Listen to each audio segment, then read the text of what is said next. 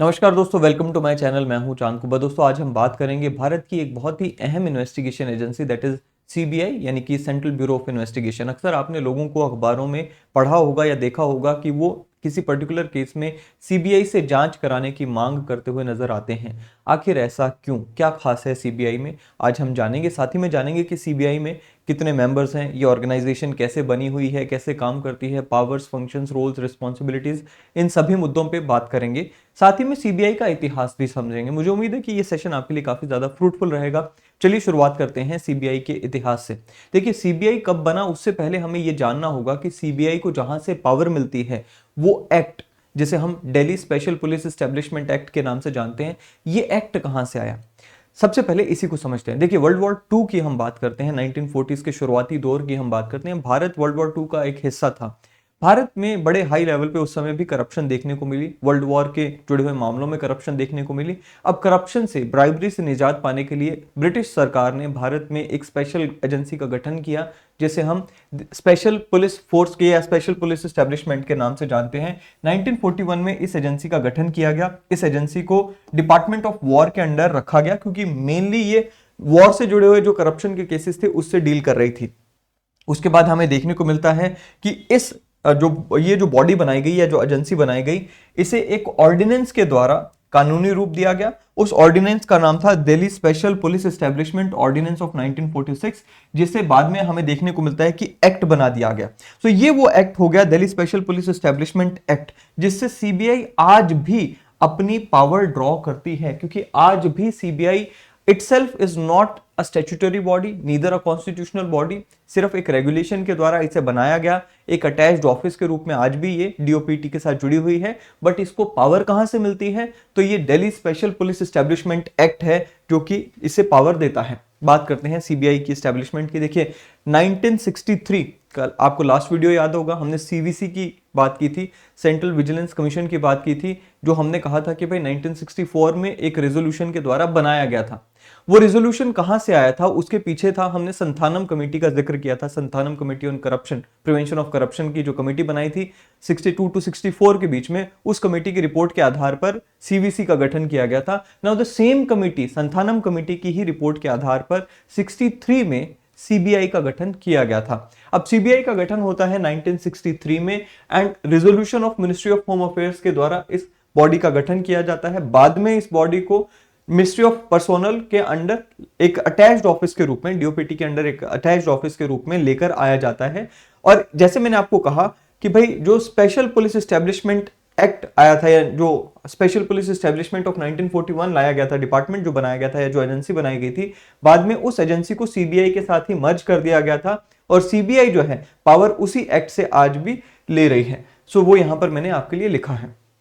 चलिए, सीबीआई के बारे में कुछ और बातें करते हैं। मैंने जैसे आपको बताया कि भाई भारत की मेन इन्वेस्टिगेशन एजेंसी है, मेन इन्वेस्टिगेटिंग एजेंसी है, खास करके सेंट्रल गवर्नमेंट की मेन इन्वेस्टिगेटिंग एजेंसी है, जो कि करप्शन के मामलों में तो देखती ही देखती है, साथ में इंटीग्रिटी ऑफ द एडमिनिस्ट्रेशन को इंप्रूव करने के लिए ये अपनी इन्वेस्टिगेशन करती है।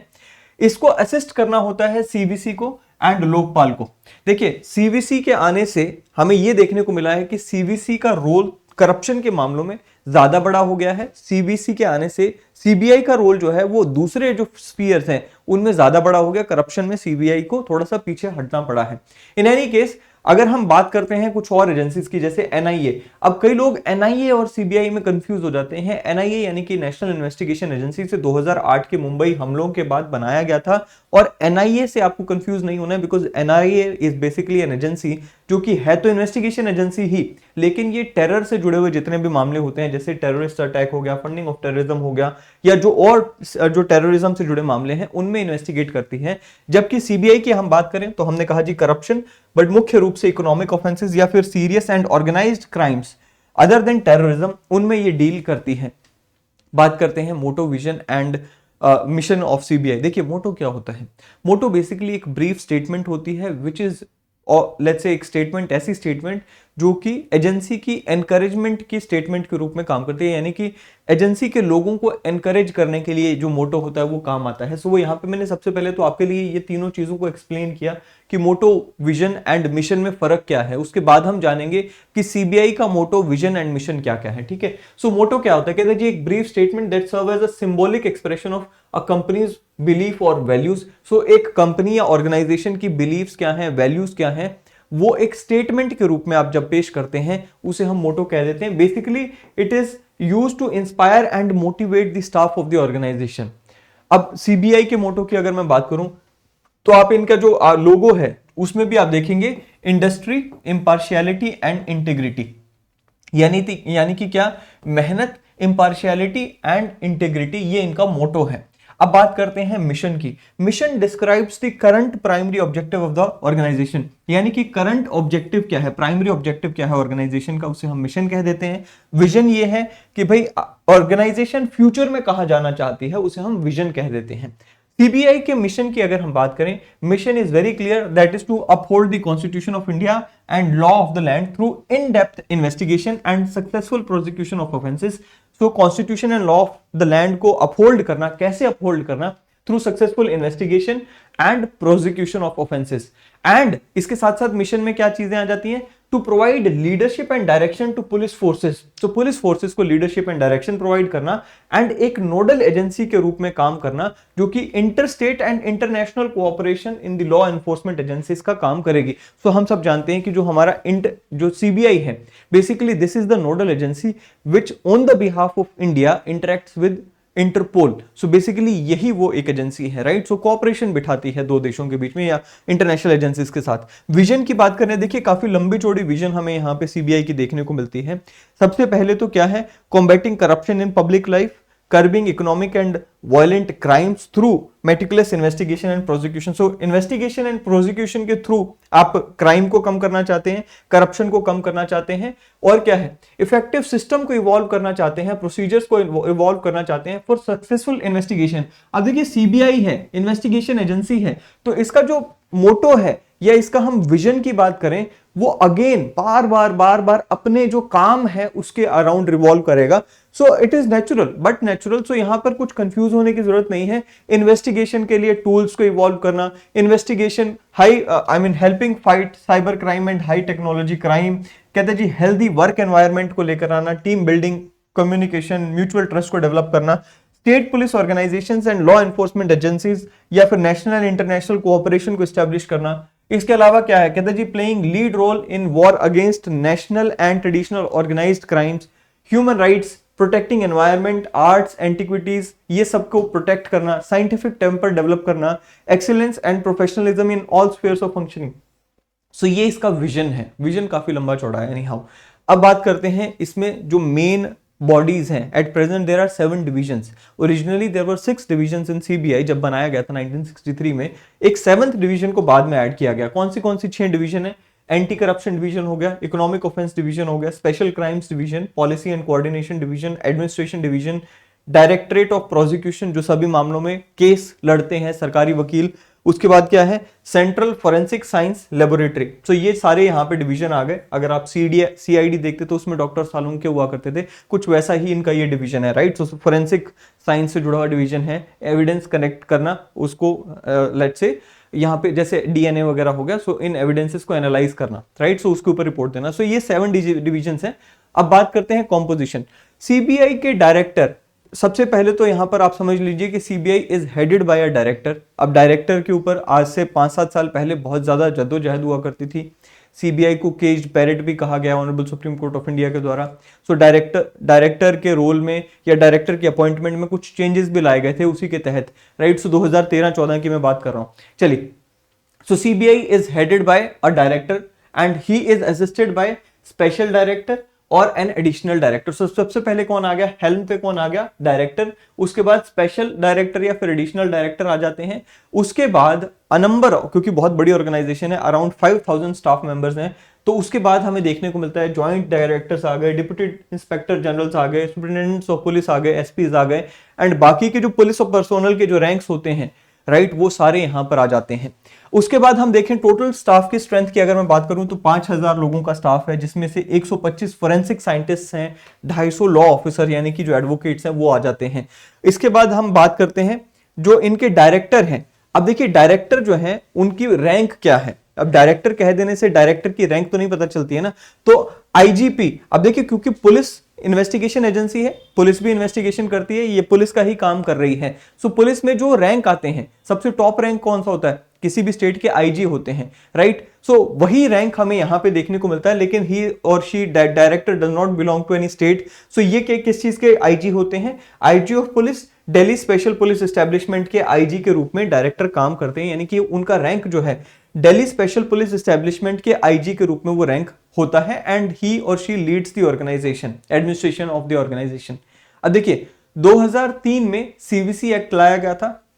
सीवीसी एक्ट के तहत यहां पर ये लाया गया था, कुछ चेंजेस लाए गए थे। तो क्या चेंजेस थे वो हम यहां पर देख लेते हैं। कहता जी 2003 का सीवीसी एक्ट जो है, अब देखिए सीवीसी एक्ट 2003 में जो लाया गया था, अगर आपको लास्ट वीडियो में याद हो तो जो करप्शन से जुड़े हुए मामले हैं उन सभी मामलों में सीवीसी को रिपोर्ट करती है सीबीआई।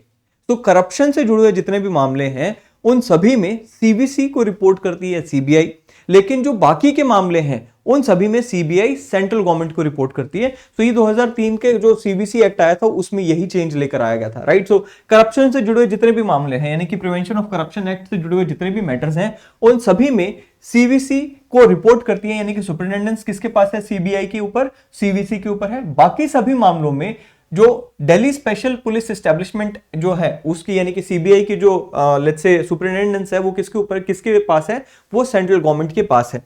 अब देखिए कहता जी the director of CBI has been provided security of 2 years in office by the CVC act. So यहां पर सीवीसी एक्ट के द्वारा ही 2 साल की एक सिक्योरिटी प्रोवाइड की गई है डायरेक्टर को। अगर हम बात करें 2013 में लोकपाल एक्ट आया था, अन्ना हजारे मूवमेंट के बाद हमने देखा लोकपाल एक्ट आया था, उसमें भी कुछ चीजों में बदलाव लाया गया था सीबीआई से जुड़े हुए कुछ। उसी समय आपने देखा था कि केज पैरेट वाला कमेंट भी आया सुप्रीम कोर्ट ऑफ इंडिया का, एंड बाकी सारे इश्यूज भी चल रहे थे। तो सीबीआई के डायरेक्टर को अपॉइंट कैसे किया जाएगा, इसमें भी कुछ बदलाव लाए गए थे। तो यहां पर एक कमेटी का प्रावधान दिया गया था जिसमें यह कहा गया था कि सेंट्रल गवर्नमेंट सीबीआई के डायरेक्टर को अपॉइंट करेंगे, बट सेंट्रल गवर्नमेंट को अपॉइंट करने के लिए कौन रिकमेंड करेगा, तो उसको एक कमेटी रिकमेंड करेगी। कमेटी में कौन कौन होगा, प्राइम मिनिस्टर होंगे as the chairman of the committee, leader of opposition in Lok Sabha and chief justice of India और अ जज of supreme court nominated by him. सो ये जो कमेटी होगी 3 लोगों की, 3 मेंबर कमेटी होगी, ये जाकर सीबीआई के डायरेक्टर का नाम रिकमेंड करेगी सेंट्रल गवर्नमेंट को, एंड तब जाके सीबीआई के डायरेक्टर को अपॉइंट किया जाएगा। लेकिन 2014 में जब चुनाव हुए तो हमें देखने को मिला कि लोकसभा में कोई भी ऐसी कमेटी, कोई भी ऐसी पॉलिटिकल पार्टी नहीं हो पाई जो कि लोकसभा में लीडर ऑफ ऑपोजिशन हमें दे पाती या फिर ऑपोजिशन पार्टी का, मेजर ऑपोजिशन पार्टी का दर्जा हासिल कर पाती, क्योंकि 10% से सभी के पास कम सीट्स आई थी, इवन इंक्लूडिंग कांग्रेस। सो 2014 में एक और अमेंडमेंट लाया गया, लेकिन ये अमेंडमेंट लाया गया Delhi special police establishment act में, और इसके तहत ये कह दिया गया कि ये जो कमेटी है अगर इसमें लीडर ऑफ ऑपोजिशन नहीं आ पा रहे हैं, क्योंकि लीडर ऑफ ऑपोजिशन रिकॉग्नाइज्ड ही नहीं हो पा रही है, क्योंकि कोई भी पार्टी 10% ऑफ द लोकसभा की सीट्स नहीं हासिल कर पा रही है, तो ऐसे में लीडर ऑफ ऑपोजिशन की जगह इस कमेटी में ऐसी party, single largest opposition party के जो लीडर होंगे उन्हें जगह दी जाएगी। सो ये यहां पर चेंज लाया गया। सो आज की डेट की सिचुएशन क्या है कि सीबीआई के जो डायरेक्टर होते हैं उनका नाम एक कमेटी के द्वारा सजेस्ट किया जाता है, जिसमें प्राइम मिनिस्टर एज चेयरमैन होते हैं, एंड सिंगल लार्जेस्ट पार्टी इन लोकसभा के जो लीडर होते हैं वो उसके मेंबर होते हैं, and Chief Justice of India or a judge nominated by him, Supreme Court judge nominated by him are the members of that committee, and वो कमेटी जो है नाम रिकमेंड करती है सीबीआई के डायरेक्टर का। कहता है जी there shall be directorate of prosecution headed by director for conducting prosecution of cases under Lokpal and Lokayukta act. So ये दूसरा चेंज लाया गया था 2013 की अमेंडमेंट के द्वारा। सो यहां पर डायरेक्टरेट ऑफ प्रोसिक्यूशन भी लाया गया था, किसमें, सीबीआई में, जो कि हेडेड बाय डायरेक्टर होगा, और जितने भी लोकायुक्त और लोकपाल एक्ट के मामले होंगे वो उसके जो भी केसेस होंगे वो लड़ेंगे, राइट। अब डायरेक्टरेट ऑफ या डायरेक्टर ऑफ प्रोसिक्यूशन की हम बात कर लेते हैं, जो कि 2013 के एक्ट के द्वारा अमेंडमेंट लाया गया था। देखिए डायरेक्टर ऑफ प्रोसिक्यूशन जो है ये सबसे पहले तो इसमें कहा गया कि joint secretary to the government of India के रैंक से नीचे नहीं होंगे। इनका काम क्या होगा? इनका काम होगा functioning under overall supervision and control of director of CBI रहकर काम करेंगे। क्या काम होगा? जो प्रोसिक्यूशन होगा, यानी कि कोर्ट में जो केसेस लड़ने हैं वो ये काम करेंगे। सो यहां पर डायरेक्टरेट ऑफ प्रोसिक्यूशन की बात की गई 2013 के लोकपाल एक्ट में। एंड लोकपाल का जो मामले होंगे, लोकपाल से जुड़े हुए जो मामले होंगे, उसमें भी सीबीआई के ही प्रोसिक्यूशन जो है वो काम करती हुई अब नजर आती है। सो ये यहां पर कहा गया है। अब ये जो डायरेक्टर ऑफ प्रोसिक्यूशन है उसी की बात चल रही है। कहता है जी, he shall be appointed by the central government on the recommendation of CVC and he shall hold the office for the period of 2 years। तो यहां पर हम डायरेक्टर ऑफ प्रोसिक्यूशन की बात कर रहे हैं, जो कि लोकपाल के द्वारा एक प्रोविजन लाया गया। डायरेक्टर ऑफ प्रोसिक्यूशन, फिर से मैं बता दूं कि डायरेक्टर ऑफ सीबीआई के अंडर रहकर काम करेंगे। सीबीआई के अंडर रहकर काम करने वाले इन डायरेक्टर ऑफ प्रोसिक्यूशन की जो टर्म होगी वो 2 साल की होगी। एंड इन्हें अपॉइंट कौन करेगा? सीवीसी की रिकमेंडेशन के द्वारा सेंट्रल गवर्नमेंट अपॉइंट करेगी। कहते जी, central government shall appoint the officer of rank of SP and above in the CBI on the recommendation of committee consisting of vigilance commissioner as chairperson, vigilance commissioner, central vigilance commissioner as chairperson, vigilance commissioners, secretary to the ministry of home and secretary department of personnel. So ये हमने अपनी last video में भी बात की थी। If you remember, हमने यहाँ पे कहा था कि सीवीसी का रोल कहाँ कहाँ आ जाता है। तो उस समय हमने कहा था कि सीवीसी यानी कि chief vigilance commissioner, central vigilance commissioner and vigilance commissioner जो होते हैं, दो हमने उनमें बात की थी कि ये जितने भी vigilance commissioners and central chief vigilance commissioner है हमारे सेंटर के, ये सब एक कमेटी का हिस्सा होते हैं। और उस कमेटी में हमने कहा था होम मिनिस्ट्री के भी यहाँ पे लोग आ जाते हैं, and secretary to the home minister आ जाते हैं, and secretary to the department of personnel आ जाते हैं। ये सब मिलकर जो सीबीआई के लोग हैं, खास करके एसपी रैंक से ऊपर वाले लोग हैं, उनको ये अपॉइंट करती है कमेटी, यानी कि उनका नाम रिकमेंड करती है, सेंट्रल गवर्नमेंट उनको अपॉइंट करती है। सो ये हमने यहाँ पर बात कर चुके हैं ऑलरेडी। चलिए, काफी कंफ्यूजन हो सकता है, तो ये पॉइंट अगर आप थोड़ा सा रिपीट करके भी देख लेंगे तो उसमें कोई बुराई नहीं है। बाकी मैंने अपनी तरफ से कोशिश की कि आपको मैं आसान बना सकूं। लास्ट वीडियो अगर आप देख लेंगे सीवीसी वाली, तो आपके लिए ये चीजें और आसान हो जाएंगी। सीवीसी वाली वीडियो का लिंक इस वीडियो के एंड में मैं डाल दूंगा। चलिए, अब बात करते हैं फंक्शनिंग ऑफ सीबीआई। सबसे पहला फंक्शन देखेंगे आप, इन्वेस्टिगेट इन्वेस्टिगेट इन्वेस्टिगेट। अलग अलग जगहों पर इन्वेस्टिगेट करना होता है। सबसे पहले तो करप्शन के केसेस, ब्राइबरी के, misconduct of central government employees के केसेस जो है उसको इन्वेस्टिगेट करना। इन्वेस्टिगेट और किसको करना है? Infringement of physical and economic laws.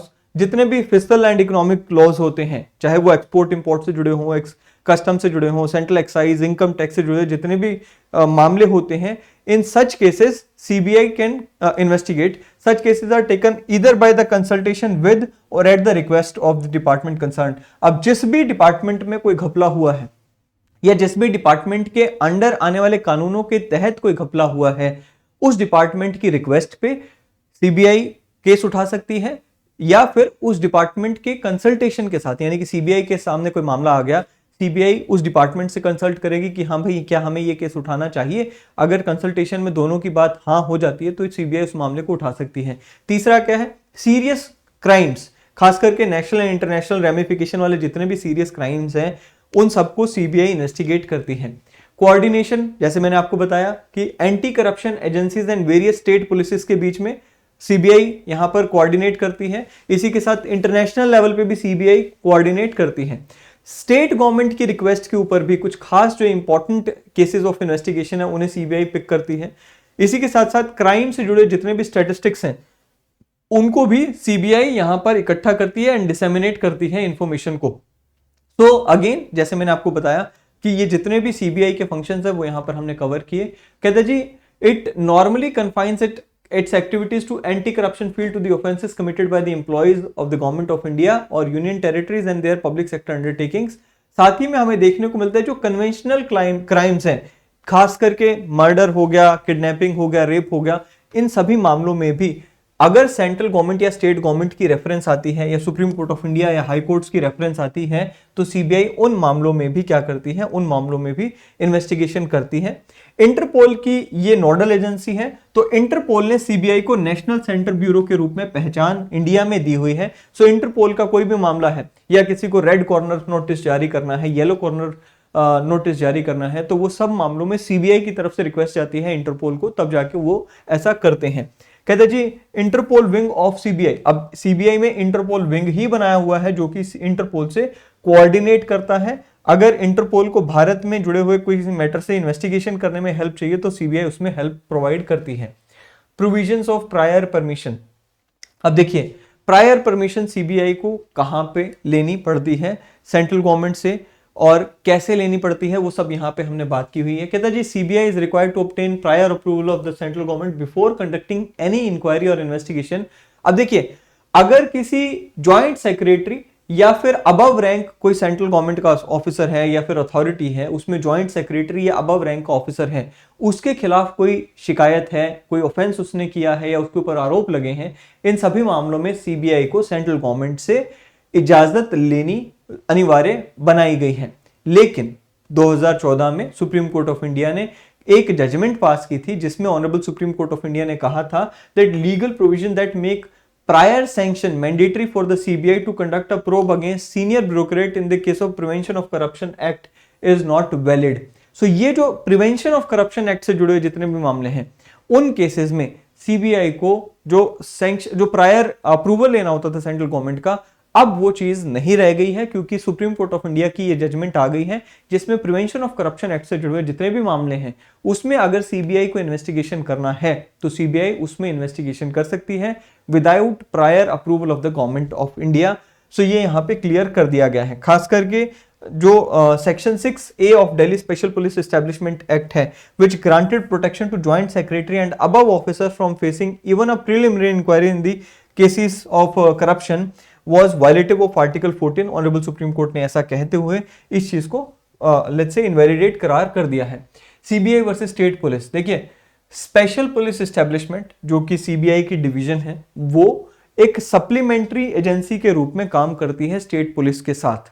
सो दोनों के पास कंकरेंट पावर है to investigate the matters in state police force के पास भी एंड सीबीआई की जो ये विंग है that is special police establishment जो कि एक डिवीजन ऑफ सीबीआई है, दोनों के पास स्टेट से जुड़े मामलों में इन्वेस्टिगेशन करने की कंकरेंट पावर है। राइट सो वो यहां पे लिखा भी है, कहता जी along with state police forces the special police establishment enjoys the concurrent powers of investigation and prosecution of offences under Delhi police establishment act 1946। कहता however to avoid duplication and overlapping of cases between the two agencies, कुछ administrative arrangement इन दोनों के द्वारा यानी कि central government के द्वारा जो कि सीबीआई को कंट्रोल करती है एंड स्टेट गवर्नमेंट्स के द्वारा कुछ स्पेशल एडमिनिस्ट्रेटिव अरेंजमेंट्स बनाए गए हैं जिसके तहत ये दोनों कोऑर्डिनेट करती हैं सो दैट दोनों ही एक ही केस में इन्वेस्टिगेशन अननेसेसरीली करके टाइम वेस्ट ना करें। सो क्या कोऑर्डिनेशन मैकेनिज्म है? सबसे पहला कहते हैं जी special police establishment take such cases which are essentially and substantially concerned with the central government's affairs or employees even if they involve certain state government employees। so यहाँ पे इनका जो मैकेनिज्म बना हुआ है, लेट्स से कोई corruption का ही case है तो ऐसे करप्शन के केसेस में सेंट्रल गवर्नमेंट के एम्प्लॉयज से जुड़े हुए जो करप्शन के केसेस हैं या यूनियन गवर्नमेंट के जुड़े हुए जो एम्प्लॉयज से जुड़े हुए जो करप्शन के केसेस हैं उसमें अगर थोड़े बहुत स्टेट गवर्नमेंट के एम्प्लॉयज इन्वॉल्व हैं तब भी सीबीआई उस मामले को उठाएगी। वेयर स्टेट पुलिस फॉर्म में जो फोर्सेस हैं वो किस मामले को पिक करेंगी जहां पर majority of the employees involved in the cases of corruption और etcetera are state government employees और इवन थोड़े बहुत अगर उसमें सेंट्रल गवर्नमेंट एम्प्लॉयज भी इन्वॉल्व हैं तब भी स्टेट पुलिस के पास वो मामला इन्वेस्टिगेशन के लिए जाएगा। स्पेशल पुलिस एस्टेब्लिशमेंट यानी कि CBI shall also take up cases against employees of public undertakings statutory bodies established or financed by the central government. So ये चीजों के ऊपर सहमति बनी हुई है। अब बात करते हैं आखिरी बॉडी की दैट इज सीबीआई एकेडमी। देखिए सीबीआई एकेडमी एक ऐसी एकेडमी है जहां पे लोगों को जो खास करके सीबीआई के ऑफिसर्स होते हैं हर रैंक के ऑफिसर्स को वहां पे ट्रेनिंग दी जाती है। 1996 if I am not wrong, yes 1996 में गाजियाबाद में ये एकेडमी ने काम करना शुरू किया एंड सीबीआई ट्रेनिंग सेंटर, इससे पहले जो CBI training centre new Delhi में था वहां पे सभी ऑफिसर्स की ट्रेनिंग होती थी। अब सीबीआई एकेडमी का मोटो क्या है? तो कहते हैं जी एक्सीलेंस, विजन है excellence in training in the field of crime investigation, prosecution and vigilance functioning. And इसका मिशन क्या है? Train human resources of CBI, state police vigilance organisations to become professional, industrious, impartial, upright etcetera. So ये यहाँ पर सिर्फ और सिर्फ CBI तक शामिल सीमित नहीं है। सीबीआई के अलावा state police and vigilance organisations के लोगों को भी यहाँ पर ट्रेनिंग दी जाती है। अगर मैं बात करूं इसके रीजनल सेंटर्स के, तो 3 रीजनल सेंटर्स हमें देखने को मिलते हैं सीबीआई के training centres, Kolkata, Mumbai and Chennai में। Short term in service courses and long term basic courses यहाँ पे प्रोवाइड कराए जाते हैं। तो ये था जी सीबीआई, जो कि आज हमने पढ़ा। सीबीआई के बेसिक्स हमने पढ़ लिए हैं। कुछ सीबीआई से जुड़े हुए मुद्दे और हैं जिनको हम सेपरेटली पिक करेंगे। आई होप कि ये सेशन आपको पसंद आएगा। सेशन पसंद आए तो इसे लाइक करना, शेयर करना ना भूलें, चैनल को सब्सक्राइब करना ना भूलें। अगले सेशन में मिलेंगे। Till then thank you, have a great day ahead.